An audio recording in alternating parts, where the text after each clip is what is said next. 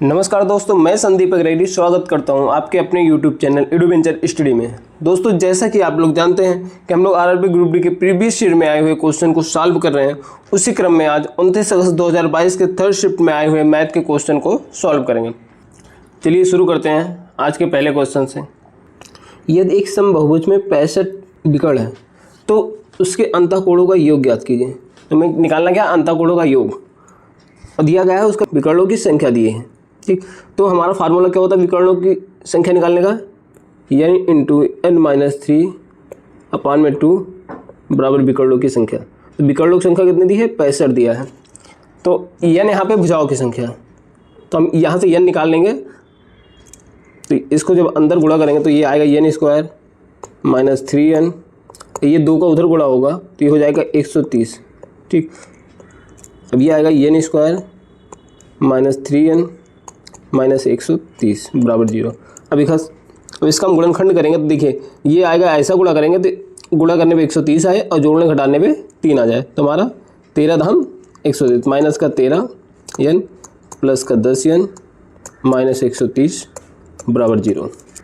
यहाँ से n कामन आएगा तो यहाँ बचेगा n - 13, और यहाँ से अगर 10 कामन लेंगे तो यहाँ भी आएगा n - 13 बराबर 0। ठीक, अब यहाँ देखिए एक ब्रैकेट में n - 13 और दूसरे में एक ब्रैकेट में n + 10 बराबर 0। अब यहाँ देखिए एक आ गया n बराबर 13 और एक आएगा n बराबर माइनस का 10। अब हम भुजा माइनस में तो ले नहीं सकते, तो इसलिए हम इसको नहीं लेंगे। तो हम इस n बराबर 13 लेकर चलते हैं। अगर n बराबर 13 तो अंतःकोणों का योग का फार्मूला क्या होता है, अंतःकोणों का योग होता है, अंतःकोणों का योग बराबर होता है n - 2 × 180। ठीक, अब n बराबर हमारा कितना है, n बराबर हमारा 13, तो 13 माइनस का 2 गुणे 180, 13 - 2 11, 11 गुणे 180। अब 11 का गुणा करेंगे तो आएगा बराबर में 11 0 11 88, 11 के 11 8 19, 1980 आ जाएगा, जो कि ऑप्शन भी हमारा राइट ऑप्शन है। चलिए अगला क्वेश्चन देखते हैं। यदि 12:x/x/27 और 25:y/y/36 है, जहाँ x और y दोनों धनात्मक संख्याएं, x/y का मान ज्ञात कीजिए। तो सबसे पहले हम x और y का मान निकालेंगे। तो x y का मान कैसे निकालेंगे, देखिए ये अनुपात और समानुपात में है, तो ये अंदर का गुणा अंदर और बाहर का गुणा बाहर, तो आएगा x × x बराबर 12 × 27। अब ये हो जाएगा x², ये आएगा। देखिए हमने क्या बोला था, अगर ऐसा कुछ आ जाए, अगर स्क्वायर रूट या स्क्वायर क्यूब निकालना तो हम इसका गुणा करने से पहले इसका हम खंडन कर देते हैं। तो इसका 12 को तोड़ेंगे तो 12 को 4 × 3 लिख सकते हैं, और इसको 27 को 9 × 3 लिख सकते हैं। तो जब हम इसको स्क्वायर रूट लेंगे तो ये x बराबर आएगा, देखिए ये 4 का बाहर आएगा 2, अब 3 2 बार 3 एक बाहर आ जाएगा, ऐसे 9 का 3, तो ये हमारा x बराबर कितना आ गया, 3 × 3 = 9 दूनी 18, x बराबर 18 आ गया हमें निकालना। और ऐसे हम यहाँ से y का मान निकाल लेंगे, तो यहाँ भी y × y हो जाएगा 25 × 36। अब देखिए ये y² आ गया 25 × 36, तो यहाँ से y बराबर आएगा, देखिए ये स्क्वायर रूट लेंगे तो ये 5 आएगा और 36 स्क्वायर रूट 6 आ जाएगा, तो y बराबर 30 आ गया। तो हमारा x y का मान आ गया। अब हमें निकालना क्या, x/y। तो x/y क्या हो जाएगा, x/y बराबर हो जाएगा 18/30 बराबर आएगा, 6 से काटेंगे 6 × 3 = 18, 6 × 5 = 30, 3/5 आ जाएगा, जो कि ऑप्शन ए हमारा राइट ऑप्शन है। चलिए अगला क्वेश्चन देखते हैं। यदि एक बंद घन का संपूर्ण पृष्ठीय क्षेत्रफल 1014 सेंटीमीटर² है, तो इस घन के प्रत्येक कोर की लंबाई क्या होगी। तो संपूर्ण पृष्ठीय क्षेत्रफल कितना दिया है, 1014, तो घन का संपूर्ण पृष्ठीय क्षेत्रफल क्या होता है, 6a²। 6a² कितना दिया है, 1014। अब 6 से काटेंगे इसको तो 6 के 6, 6 × 36, 96 54, a² बराबर आ गया हमारा 169। तो a बराबर कितना आएगा, इसका स्क्वायर रूट लेंगे तो ये 13 का स्क्वायर रूट है, तो 13, a बराबर 13 आ गया हमारा। तो घन की प्रत्येक भुजा की लंबाई कितना आ गया, 13, जो कि ऑप्शन बी हमारा राइट ऑप्शन है। चलिए अगला क्वेश्चन देखते हैं। a की आय b की आय से 2 वर्ष अधिक है, जिसकी आय c की आय से 2 गुनी है। यदि इन सभी का आय का योग 32 है तो b की आय कितनी होगी। तो पहले क्या करा, हम यहाँ से बोलेंगे c की आय जो है वो b की आय की 2 गुनी है। देखिए ये कह रहा है a की आय b की आय से 2 वर्ष अधिक है। अब जिसकी आय सी की आय की दोगुनी है, मतलब ये बी की आय सी की आय की दोगुनी। अगर हमने सी को x मान लिया तो बी क्या हो जाएगा, 2x हो जाएगा। और पहली कंडीशन कह रहा है ए की आय बी की आय से 2 वर्ष अधिक है, तो ए की आय हो जाएगी 2x + 2 हो जाएगा, क्योंकि बी से 2 वर्ष अधिक है ना। अब देखिए ये तीनों की हमारी आय आ गई। अब तीनों का योग कितना दिया है, तीनों का योग दिया है 32, तो तीनों का योग निकालेंगे 2x + 2 + 2x + x बराबर 32। ठीक, अब देखिए 2 दूनी 4 1 5, 5x प्लस में 2 बराबर 32। अब 2 इधर जाएगा तो माइनस हो जाएगा, तो 5x बराबर आएगा 30। x बराबर क्या आ जाएगा, 5 6 30, x बराबर 6 आ गया। अब हमारा x बराबर 6 आ गया, तो हमें बताना क्या है, b की आय बताइए। तो b की आय कितनी है, b की आय है 2x, तो 2x बराबर कितना हो जाएगा 12, जो कि ऑप्शन बी हमारा राइट ऑप्शन है। चलिए अगला क्वेश्चन देखते हैं। यदि साइन थीटा बड़ा है कास थीटा तो √1 - 2 sin theta into cos theta plus √1 + 2 sin theta into cos theta बटे में 2 tan थीटा का मान ज्ञात कीजिए। तो हम इसका मान कैसे निकालेंगे, देखिए हमें एक सर्वसंख्या जानते हैं कि sin square theta plus cos square theta बराबर 1 होता है। ठीक, अब हम ये मान यहाँ रख देते हैं, 1 के स्थान पे ये हम मान रख देंगे, तो क्या आएगा हमारा √sin square theta plus cos square theta minus 2 sin theta into cos theta, ये 1 आ गया। और दूसरा क्या, plus √sin square theta plus cos square theta plus 2 sin theta into cos theta. ठीक, अब बटे में क्या है 2 tan थीटा। ये क्या हमारा a square plus B square का फार्मूला बन रहा है। देखिए a square plus B square minus 2ab है, तो a क्या हो जाएगा, a माइनस बी का होल स्क्वायर होता है। तो अगर हमारा ये a माइनस बी का होल स्क्वायर बन रहा है, तो इसका मतलब ये बन रहा है क्या, √sin theta minus cos theta का होल स्क्वायर। तो आप ये सोच रहे होंगे हम sin थीटा पहले क्यों ले रहे हैं, तो यहाँ देखिए यहाँ दिया है sin थीटा बड़ा है कास थीटा, इसलिए माइनस में हम sin को पहले रख रहे हैं। अब प्लस यहाँ आ जाएगा sin theta plus cos theta का होल स्क्वायर, ये ए बी रूट में। ठीक, बटे में है 2 tan थीटा। अब देखिए ऊपर क्या बचेगा, sin theta minus cos theta, इधर भी sin थीटा प्लस का कास थीटा, बचेगा क्या sin theta minus cos theta plus sin theta plus cos theta बटे में 2 tan थीटा। कास थीटा से कॉस थीटा कटेगा तो बचेगा क्या ऊपर में 2 sin थीटा, और tan थीटा को हम चेंज करेंगे तो क्या आएगा 2 sin थीटा बटे में कॉस थीटा। कॉस ऊपर चला जाएगा और 2 से 2 कट जाएगा, साइन से साइन कट जाएगा, तो बचेगा हमारा क्या कॉस थीटा। तो हमारा आंसर क्या आ जाएगा, आंसर ए हो जाएगा कॉस थीटा। चलिए अगला क्वेश्चन देखते हैं। दो संख्याओं का अनुपात 3:2 है, उसके लघुत्तम समापवर्तक और महत्तम समापवर्तक क्रमशः 24 और 4 है। दोनों संख्याओं में से बड़ी संख्या ज्ञात कीजिए। इसका एक तरीका ये है कि आप इसको एक संख्या 3x मान लें और एक को मान लें 2x। तो हमारे पास फार्मूला क्या होता है, दोनों संख्याओं का गुणन बराबर एलसीएम गुणे एचसीएफ।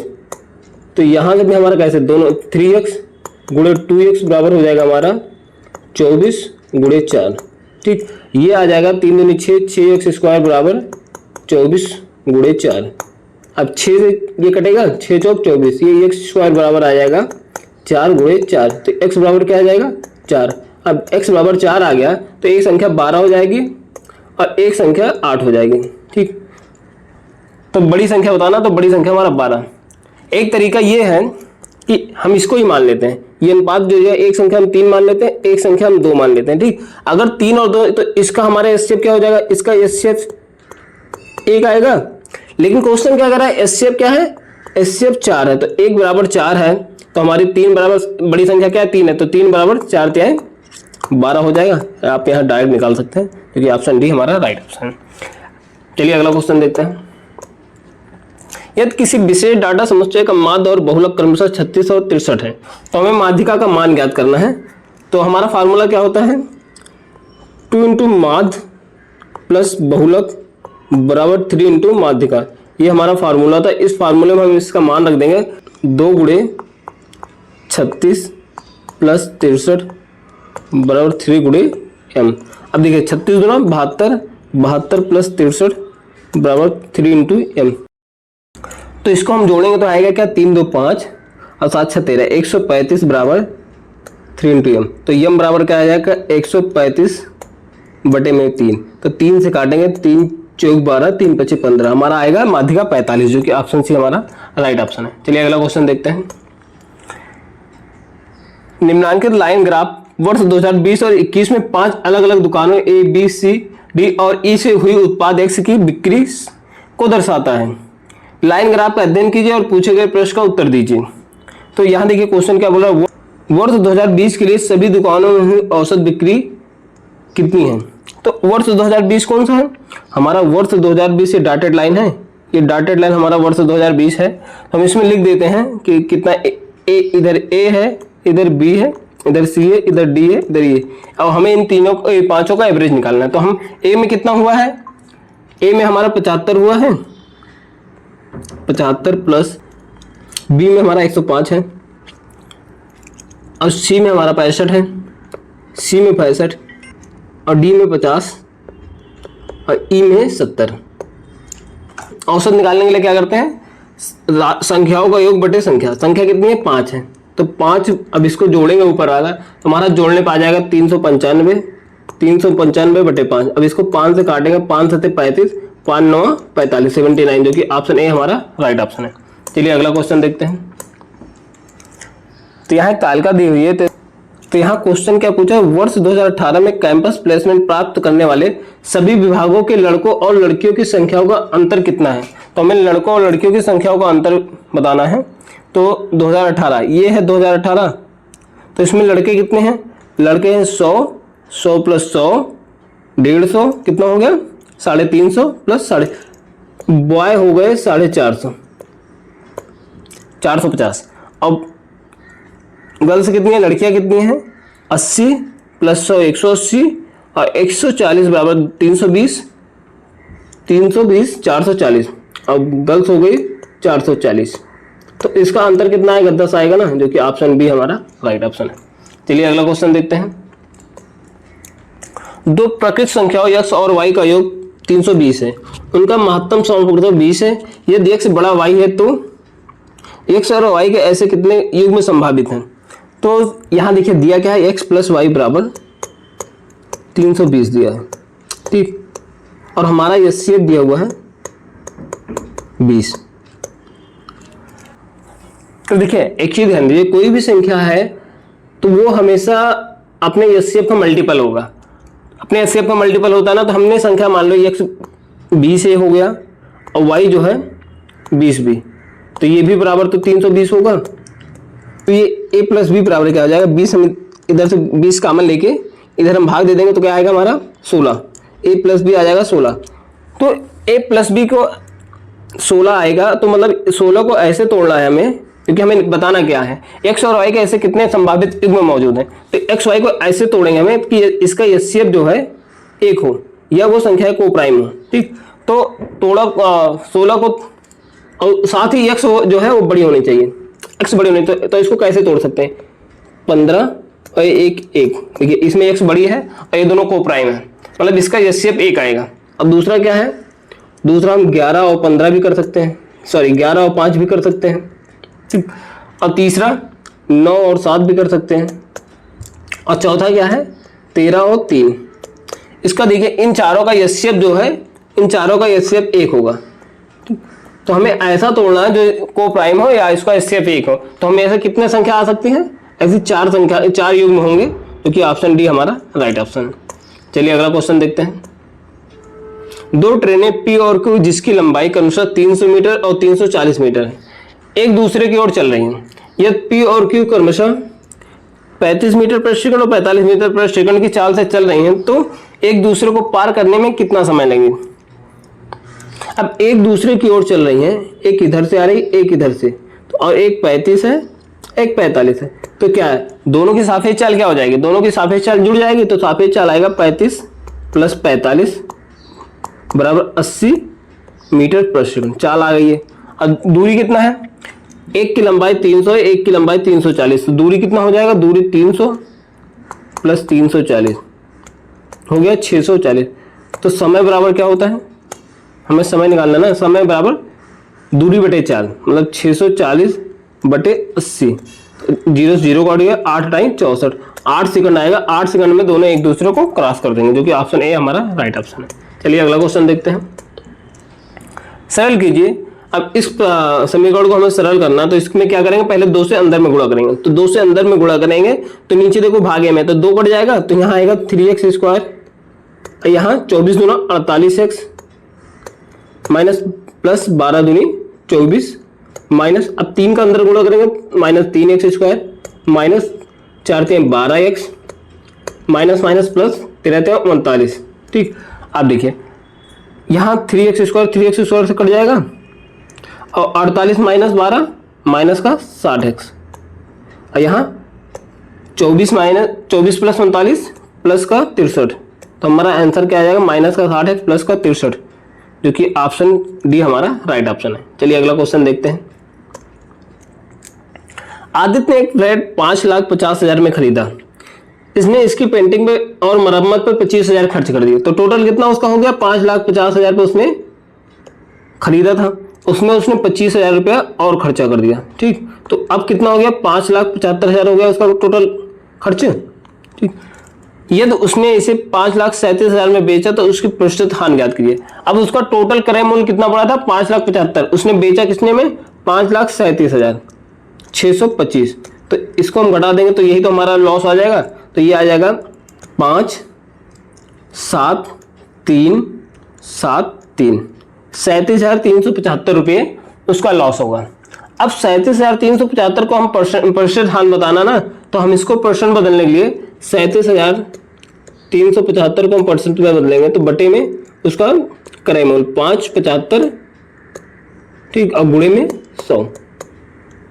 अब इसको हम काट देंगे, 2 जीरो से 2 जीरो कट जाएगा। अब जब इसको हम कट करेंगे तो हमारा आ जाएगा लगभग 6.5%। अब इसको एक बार कट करके देख लीजिएगा, ऑप्शन ए हमारा राइट ऑप्शन है। चलिए अगला क्वेश्चन देखते हैं। एक कार प्रति लीटर पेट्रोल में 25 किलोमीटर की दूरी तय करती है। कार के चालक ने कार की टंकी में 5/1/2 लीटर पेट्रोल भरवाया। कार कितनी दूरी तय करने के बाद रुक जाएगी।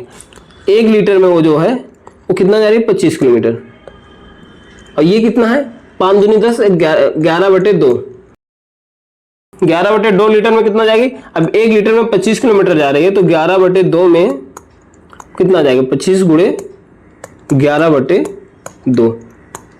तो 25 कम 25, 25 के 25, 2 27, 275/2।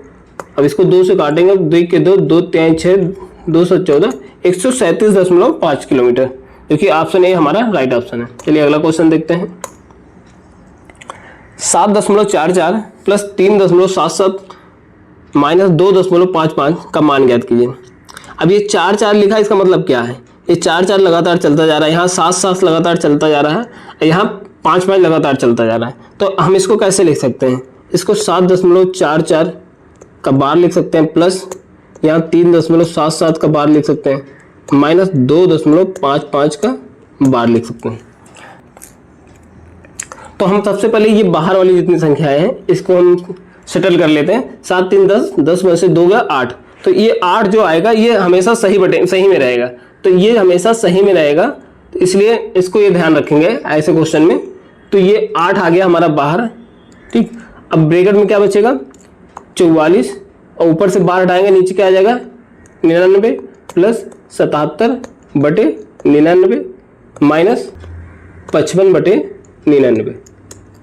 अब ये 8 को याद रखिएगा कि ये गुणे में नहीं है, ये सही में रहेगा उसके। तो 8 सही क्या जाएगा, हमारा यहाँ एलसीएम लेंगे तो यहाँ एलसीएम 99 आएगा, ऊपर 44 प्लस 77 माइनस 55, तो ऊपर आ जाएगा हमारा 66/99। ये हमारा 8 सही में है। तो यहाँ 33 से काटेंगे, 33 दोनों से 33 से 99, 8 सही 2/3 हमारा आंसर आ जाएगा, क्योंकि इसमें ऑप्शन में, या आप इसको भिन्न में बनाएंगे तो 8 3 24, 2 26, 26/3, 26/3 किसी ऑप्शन में है, किसी ऑप्शन में। तो देखिए नीचे 9 आ रहा है सब में ना, तो ऊपर नीचे 3 से गुणा कर देंगे, तो ऊपर नीचे 3 से गुणा करेंगे, 3 3 का 9, 3 6 18, और 3 दूनी 6 7, 78/9 आएगा, जो कि ऑप्शन सी हमारा राइट ऑप्शन है। चलिए अगला क्वेश्चन देखते हैं। उस घन की भुजा ज्ञात कीजिए जिसका आयतन 729 सेंटीमीटर क्यूब है। तो घन का आयतन क्या होता है, ए क्यूब।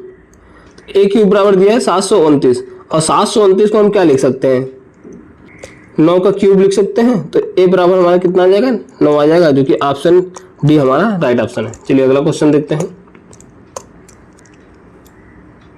तो इस समीकरण को हमें सरल करना है, तो यहाँ देखिए हम यहाँ नियर अबाउट मान लेकर चलेंगे, हमें बताना भी निकटतम मान है। अब देखिए 142 दिया, तो ऐसा कोई संख्या नहीं होती जिसका 142 के रूट हो, तो हम इसको 12 का मान के चलते हैं। 12 का कितना होता है, 144 होता है, तो इसको हम रूट के बाहर लिखेंगे 12।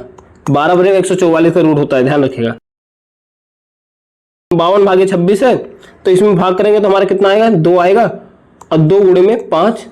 ऐसे देखिए यहाँ 80 है, तो ऐसे हम इसको 81 मान के इसका रूट निकालेंगे तो इसका 9 आएगा, अब बाहर गुणे में 2। अब 5 दूनी 10, 12 प्लस 10 माइनस 9 गुणे 2, 12 10 22, 22 में से 9 गया 13, 13 गुणे 2 बराबर 26, जो कि ऑप्शन बी हमारा राइट ऑप्शन है। चलिए अगला क्वेश्चन देखते हैं। √3x² प्लस 6x माइनस √3 बराबर 0 के मूलों की प्रकृति क्या है। तो मूलों की प्रकृति ज्ञात करने के लिए हमने कई बार आपको बताया है पीछे सेटों में कि उसका b² माइनस 4ac निकाल लेते हैं, b² माइनस 4ac। अब अगर बराबर 0 आ गया तो मूल जो होगा वो समान होगा और साथ में वास्तविक होगा, ठीक। अब अगर b² minus 4ac equal to 0 नहीं है, तो इक्वल टू 0 नहीं है तो मतलब दो कंडीशन बन सकती है, या b² minus 4ac greater than 0 या b² minus 4ac less than 0, ठीक। अब b² माइनस 4ac अब ग्रेटर देन 0 है, तो मूल जो है असमान होंगे, मूल असमान रहेगा लेकिन वास्तविक रहेगा, ठीक, ये वास्तविक रहेगा। और लेकिन b² minus 4ac less than 0 है तो मूल काल्पनिक होते हैं, काल्पनिक मतलब वास्तविक नहीं रहेगा। अब यहाँ इसके मूल निकालेंगे तो क्या आएगा, ये हमारा b है और ये हमारा c है, ये हमारा a है। तो b² माइनस 4ac निकालेंगे तो हमारा b बराबर क्या है, 6 का स्क्वायर माइनस 4 गुणे a कितना दिया है, a रूट का 3 दिया है, और c कितना दिया है, माइनस का रूट 3 दिया है। अब देखिए 6 × 36 माइनस 4 √3 का गुणा √3 से करेंगे तो हमारा 3 आ जाएगा, और ये देखिए माइनस है यहाँ प्लस हो जाएगा, तो 4 × 12, 12 में 36 जोड़ेंगे तो 48 आ जाएगा। तो अब b² minus 4ac greater than 0 है कि नहीं, अगर 0 से बड़ा है तो हमारा मूल क्या होगा, मूल जो होगा असमान होगा और वास्तविक होगा। तो देख लीजिए, एक तो असमान होगा और वास्तविक होगा, तो हमारा ये मूल ए सही है। ऑप्शन दूसरा भी देखिए, मूल वास्तविक नहीं है तो गलत है। मूल वास्तविक और समान के लिए कंडीशन क्या है, इसके लिए ये कंडीशन है आप पहला ऑप्शन, तो ये भी गलत है। मूल वास्तविक और 2 से अधिक है, तो ऐसा कुछ कह नहीं सकते इसका, तो हमारा ऑप्शन ए सही ऑप्शन है। चलिए अगला क्वेश्चन देखते हैं। ये एक त्रिभुज का एक कोण अन्य 2 कोणों के योग के बराबर है तो त्रिभुज है। तो यहाँ ऑप्शन से चलेंगे। एक समद्विबाहु त्रिभुज की बात कर रहा है। समद्विबाहु त्रिभुज में क्या होता है, इसके 2 भुजाएं बराबर होती हैं। अगर ये दोनों भुजा हमारी बराबर हैं तो ये दोनों एंगल भी हमारे बराबर होता है, लेकिन इसमें ये कंडीशन नहीं होती कि ये दोनों का योग इसके बराबर हो, ठीक, ऐसा कोई जरूरी नहीं, तो इसलिए ये भी ऑप्शन गलत हो गया। दूसरा समकोण में देखेंगे तो समकोण में ये कंडीशन फॉलो हो सकती है, अगर ये एक कोण 45 हो और ये भी 45 हो, समकोण में एक कोण 90 अंश होता है, ठीक, तो ये हमारा ऑप्शन भी हमारा राइट ऑप्शन हो सकता है। लेकिन आगे में हम देख लेते हैं एक समबाहु त्रिभुज। तो समबाहु त्रिभुज में क्या होता है, तीनों भुजाएं बराबर होती है। अगर तीनों भुजाएं बराबर हैं तो तीनों एंगल बराबर होंगे, तो तीनों एंगल कितना कितना होंगे, 60-60 होंगे, तो ये इसमें भी ये कंडीशन फॉलो नहीं होगी। और अधिक कोण की बात, तो अधिक कोण त्रिभुज जो होता है उसमें एक कोण जो होता है 90 अंश से बड़ा होता है, जैसे ये हमारा अधिक कोण त्रिभुज है। यहाँ एक कोण 90 अंश से बड़ा हो गया तो हमारे 2 कोणों का योग जो है ये तीसरे के बराबर हो ही नहीं सकता है। अगर ये तीसरे के बराबर हो जाएगा तो हमारा त्रिभुज के तीनों अंतःकोणों का मान कितना होता है, 180 अंश होता है, और फिर उससे बड़ा हो जाएगा, तो इसलिए ये भी कंडीशन फॉलो नहीं होगा। तो हमारा ऑप्शन बी ही राइट ऑप्शन है। चलिए अगला क्वेश्चन देखते हैं। राज ने 14,000 की राशि 10% वार्षिक चक्रवृद्धि ब्याज की दर से 1 वर्ष के लिए निवेशित किया। जहां ब्याज की गणना अर्धवार्षिक चक्रवृद्धि आधार पर की जाती है, उससे प्राप्त होने वाला मिश्र धन ज्ञात कीजिए। अब देखिए, अगर अर्धवार्षिक चक्रवृद्धि आधार पे होगा तो हमारा समय क्या है, समय डबल हो जाएगा। समय डबल मतलब 2 वर्ष, ठीक, 2 साल के लिए। और जो चक्रवृद्धि ब्याज दर है जो वो आधा हो जाएगा। तो हमारा 10% है तो ये 5% हो जाएगा। तो अब हम इसके हिसाब से हम 14,000 का ब्याज की गणना करेंगे। तो हम ट्री मेथड से ही लगाएंगे। तो हमारा 14,000, अब 5% को हम फ्रैक्शन में तोड़ेंगे तो क्या आएगा, 5/100 पाएगा 1/20। ठीक, अब 14,000 का 2 साल का है तो 1 साल ये भी 1/20, इसका भी 1/20। तो 14,000 का 1/20 कितना आ जाएगा, 14,000 का 1/20, 0 से 0 घटा 2 से 700 आ जाएगा। तो इस 700 पहले साल के लिए भी, 700 दूसरे साल के लिए भी। लेकिन क्या होता है दूसरे साल में क्या होता है, पहले साल का भी ब्याज पे ब्याज लगता है। तो 700 का 1/20 यहाँ भी निकालेंगे तो 700 का 1/20 कितना हो जाएगा, 0 से 0 कट गया 35 आ जाएगा। ठीक, तो ये 35। अब हमारा ब्याज कितना आ गया, 7 + 7 और + 35, तो 1435 आ गया। तो हमारा 2 साल का ब्याज हो जाएगा 1435। अब मूलधन कितना था, मूलधन हमारा 14,000 था। 14,000 में 1435 जोड़ेंगे, 1435 तो हमारा आ जाएगा 15,435, जो कि ऑप्शन बी हमारा राइट ऑप्शन है। चलिए अगला क्वेश्चन देखते हैं। इसको आप डायरेक्ट फार्मूले से भी लगा सकते हैं, लेकिन डायरेक्ट फार्मूले में क्या होता है, हमारा कैलकुलेशन लंबा हो जाता है। तो हमारा फार्मूला क्या होता है, मिश्र धन बराबर P × मूलधन 1 + R/100। R जो दर है और N जो है समय है। तो अब देखिए इस फार्मूले में हम मान रख देंगे तो हमारा यहाँ से भी आ जाएगा, लेकिन हमारा कैलकुलेशन थोड़ा लंबा हो जाता है। तो देखिए यहाँ 14,000 हो गया, यहाँ 1 + 5/100 की पावर En बराबर 2 है। तो 14,000 गुणे ये 5 से काटेंगे 20, तो यहाँ आएगा 21/20, क्योंकि स्क्वायर है तो ये स्क्वायर है तो 2 बार हो जाएगा 21/20। ठीक, अब यहाँ से साल करेंगे तो हमारा फिर से यही आंसर आ जाएगा 15,435। चलिए अगला क्वेश्चन देखते हैं। यदि a + b बराबर 25 और a - b बराबर 13 है तो a + b का होल स्क्वायर का मान ज्ञात कीजिए। देखिए यहाँ a और b का मान भी निकाल सकते हैं इन दोनों समीकरण से, लेकिन हमें इसकी जरूरत ही नहीं, क्योंकि a + b दिया है। यहाँ a + b का होल स्क्वायर का मान सीधा पूछ लिया, तो इसका इस समीकरण का हम स्क्वायर कर देंगे। तो इसका स्क्वायर करेंगे तो a + b का होल स्क्वायर आ जाएगा 25 का स्क्वायर। अब 25 का स्क्वायर बराबर क्या होता है, 625, क्योंकि ऑप्शन ए हमारा राइट ऑप्शन। चलिए अगला क्वेश्चन देखते हैं।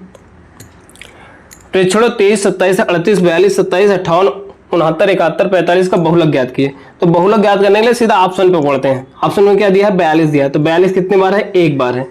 और 27 कितने बार है, 27 2 बार है, 1 27 1 27। 71 1 बार, 46 ऑप्शन में है ही नहीं, तो हमारा ऑप्शन बी राइट ऑप्शन हो जाएगा। इस प्रेक्षण का बहुलक क्या होगा, 27 होगा। बहुलक क्या होता है, जो सीरीज में सबसे ज्यादा बार आए तो वही हमारा बहुलक होता है। चलिए अगला क्वेश्चन देखते हैं।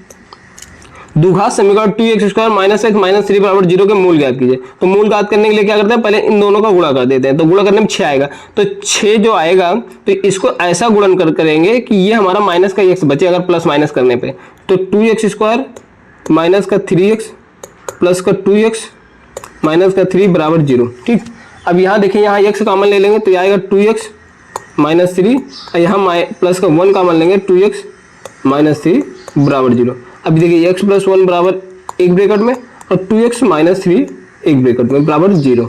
तो x बराबर आ गया -1 और 1x बराबर आ गया 3/2, क्योंकि ऑप्शन डी हमारा राइट ऑप्शन है। चलिए अगला क्वेश्चन देखते हैं। 143 - 144 भागे 16 गुणे 3 - 1 का मान ज्ञात कीजिए। अब देखिए सबसे पहले हम क्या करते हैं, भाग देते हैं। तो 16 का भाग 144 में देंगे तो हमारा कितना आ जाएगा, 9 आएगा। 143 - 9 गुणे 3 - 1, 143 9 3 27 -1, 27 1 28। 143 में से 28 घटाएंगे तो हमारा क्या आ जाएगा, 28 5 33 10 43, 115 आ जाएगा, जो कि ऑप्शन ए हमारा राइट है। चलिए अगला क्वेश्चन देखते हैं। एक पुत्र की वर्तमान आय उसकी माता की आय के 2/5 के बराबर है। 5 वर्ष बाद उसकी आय उसकी माता की आय की आधी होगी। वर्तमान में उसकी माता की आय कितनी है। देखिए इसका एक सिंपल तरीका है। सबसे पहले माता की आय मान लीजिए 5। अगर माता की आय मैंने 5 मान लिया है तो सन की आय कितनी हो जाएगी, बेटे की आय कितनी हो जाएगी, 2 हो जाएगी, क्योंकि बेटे की आय कितना दिया 2/5, तो इसका रेशियो 5:2 आएगा। 5 वर्ष बाद उसकी आय माता की आय की आधी हो जाएगी। तो यहाँ 5 वर्ष बाद देखेंगे तो बेटे की क्या है आधी हो जाएगी, तो बेटे की आधी होगी तो मतलब माता की 2 रहेगी, बेटे की 1 हो जाएगी। ठीक, अब यहाँ देखिए, यहाँ अंतर देखिए, यहाँ अंतर 3 का है, यहाँ अंतर 1 का है। तो कभी भी उम्र में मतलब अंतर बराबर ही रहता है, चाहे वो आज का पूछे या 10 साल बाद का पूछे, अंतर हमेशा बराबर रहेगा। तो इस अंतर को बराबर करने के लिए ऊपर 1 का गुणा, नीचे 3 का गुणा। ठीक, तो अब ये आ जाएगा रेशियो मदर और सन का 5:2 अब बटे में, और नीचे 3 दूनी 6:3। अब यहाँ अंतर देखिए, अंतर 1 का है। ठीक, तो अंतर 1 का, अब ये अंतर देखिए, समय का अंतर हम निकालेंगे। समय का अंतर कितना है? समय का अंतर 1 है, लेकिन क्वेश्चन क्या कह रहा है? क्वेश्चन कह रहा है 5 वर्ष बाद, तो ये 1 बराबर 5। अब 1 बराबर क्या 5 है, तो निकालना गया वर्तमान में उसकी माता क्या है। वर्तमान में माता क्या कितनी है? वर्तमान में माता का रेशियो 5 है, तो 1 बराबर 5, तो 5 बराबर 5 गुणे 5 बराबर 25। आंसर हो गया ऑप्शन डी। तो दोस्तों आज के लिए इतना ही। आज हम लोगों ने 29 का 2022 के थर्ड शिफ्ट में आए हुए मैथ के क्वेश्चन को सॉल्व किया। दोस्तों अगर आपको हमारे क्लासेस की पीडीएफ चाहिए होगा तो हमारे टेलीग्राम चैनल से जरूर जुड़ें, जिसका लिंक वीडियो के डिस्क्रिप्शन में दिया हुआ है। चलिए फिर मिलते हैं 30 अगस्त फर्स्ट शिफ्ट के मैथ के क्वेश्चन के साथ में, तब तक के लिए धन्यवाद।